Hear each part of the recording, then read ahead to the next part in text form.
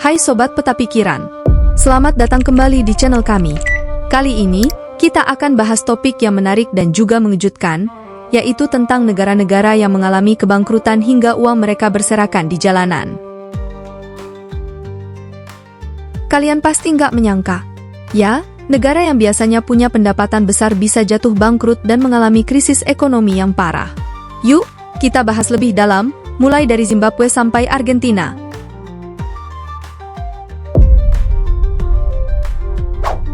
Kita mulai dari Zimbabwe.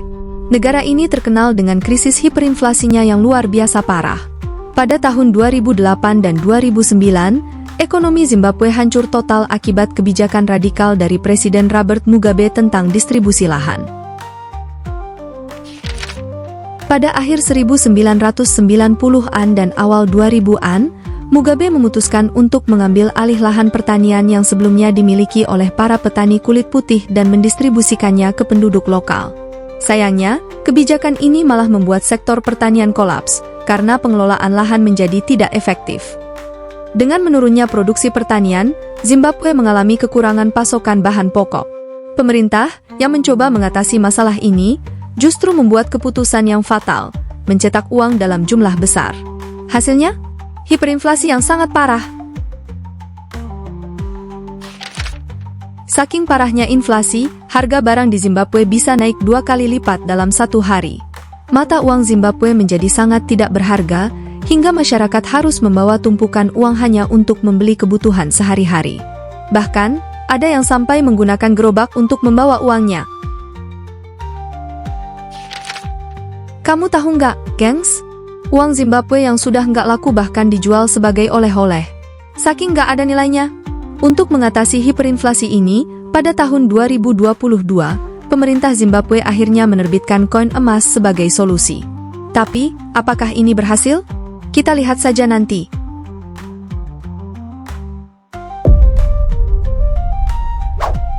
Selanjutnya, kita ke Venezuela. Negara ini sebenarnya kaya akan sumber daya alam, khususnya minyak.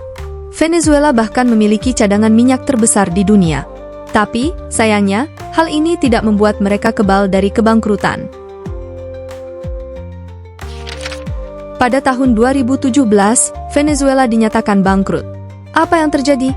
Semuanya bermula dari ketergantungan Venezuela pada penjualan minyak sebagai sumber utama pendapatan negara.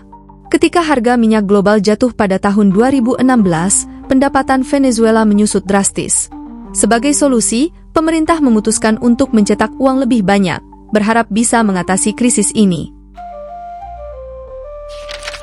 Namun, tindakan ini malah memperparah keadaan. Mata uang mereka, Bolivar, menjadi sangat rendah nilainya. Inflasi besar-besaran terjadi, dan uang kertas Venezuela bahkan tak jarang ditemukan berserakan di jalanan. Yang menarik, beberapa orang kreatif di Venezuela justru memanfaatkan lembaran uang yang tak bernilai itu untuk membuat karya seni. Mereka menjualnya sebagai souvenir, memberikan kita gambaran betapa parahnya krisis ekonomi di sana.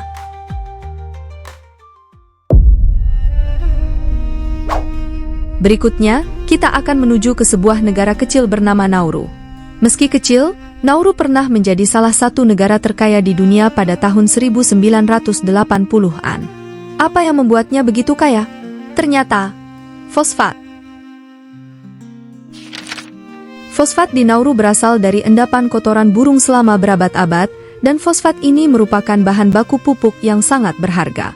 Pada tahun 1980, pendapatan per kapita Nauru mencapai $27.000 per tahun, mengalahkan Amerika yang saat itu hanya $12.500. Saat itu, semua pelayanan publik di Nauru seperti sekolah, transportasi, hingga rumah sakit, gratis untuk masyarakat. Namun, kekayaan ini tidak bertahan lama. Pada tahun 2001, cadangan fosfat mulai habis. Kekayaan yang dimiliki Nauru dihambur-hamburkan tanpa adanya investasi berkelanjutan. Pada tahun 2002, Nauru gagal membayar utang sebesar $239 juta Australia. Dari negara termakmur, Nauru berubah menjadi negara termiskin di dunia, harus bergantung pada bantuan dari Australia. Ini adalah pelajaran berharga bahwa pengelolaan sumber daya alam yang tidak bijak bisa membawa kehancuran.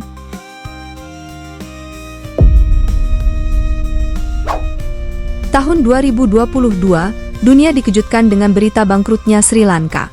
Negara ini terjerat utang luar negeri yang sangat besar dan pendapatan dari sektor pariwisata menurun drastis akibat pandemi COVID-19. Tanpa cadangan mata uang asing yang cukup, Sri Lanka tidak mampu membiayai impor barang-barang pokok. Selama berbulan-bulan, masyarakat Sri Lanka mengalami kekurangan obat-obatan dan makanan, serta pemadaman listrik yang berkepanjangan. Bayangkan, hidup tanpa listrik selama berbulan-bulan. Krisis ini memicu kemarahan warga yang akhirnya melakukan demonstrasi besar-besaran. Mereka berhasil masuk ke istana presiden, menikmati fasilitas yang ada, sementara pemimpin negara melarikan diri. Ini adalah contoh lain dari bagaimana utang luar negeri yang tidak terkendali dapat menghancurkan sebuah negara. Terakhir, kita ke Argentina. Pada tahun 2001, negara ini mengalami krisis finansial yang parah dengan utang sebesar 145 miliar dolar, atau setara dengan 2,14 kuadriliun rupiah. Krisis ini disebabkan oleh kebijakan yang keliru, salah satunya adalah mematok 1 peso setara dengan 1 dolar Amerika Serikat. Utang publik yang tidak terkendali dan korupsi yang merajalela membuat krisis semakin memburuk. Pada tahun 2001, tingkat pengangguran melonjak lebih dari 20%, dan Argentina dinyatakan gagal membayar utang sebesar 100 miliar dolar. Pemerintah terpaksa membekukan semua rekening bank selama setahun, hanya memperbolehkan penarikan uang sebesar 250 dolar per minggu.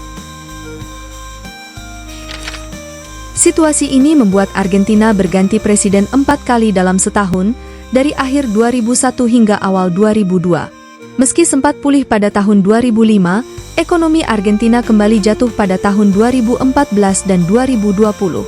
Salah satu presiden mereka bahkan melarikan diri dengan helikopter karena krisis yang melanda. Nah, gengs, itulah beberapa negara yang pernah mengalami kebangkrutan sampai uang mereka tidak berharga lagi. Dari Zimbabwe sampai Argentina, setiap negara punya cerita dan pelajaran yang bisa kita ambil.